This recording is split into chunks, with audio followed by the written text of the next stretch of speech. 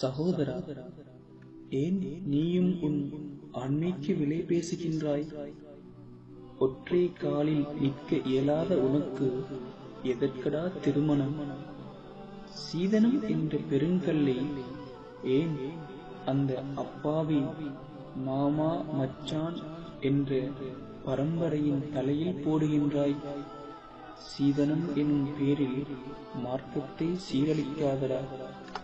பாவம், அவர்கள் பாதம் தேயும் வரை பாதையில் அலைந்து கலைந்து விட்டார்கள்.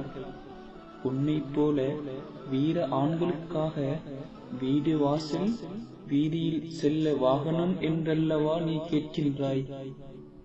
கல் நெஞ்சம் கொண்ட கணவனா அல்லது காசு கேட்கும் கயவனா நீ? உழைத்து வாழ முடியாத நீ எப்படி உன் மனைவி மக்களுக்கு உழைத்து போடுவாய்?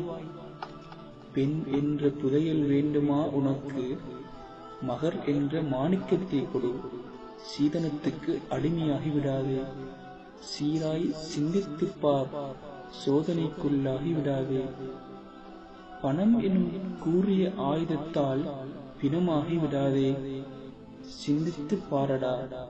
வானமே இடிந்து தலையில் வீழ்ந்தாலும், பூமி அதிர்ந்து உன்னை உள் இழுத்தாலும், மனிதா நிலையாய் நில்லடா. சீதனத்து சந்தையில் விலை போகாதே.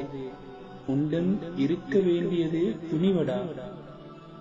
மகர் கொடுத்து மணப்பேன் மணப்பெண்ணை, மறை வழியில் நடத்துவேன் என் வாழ்வை இன்ஷா அல்லாஹ்.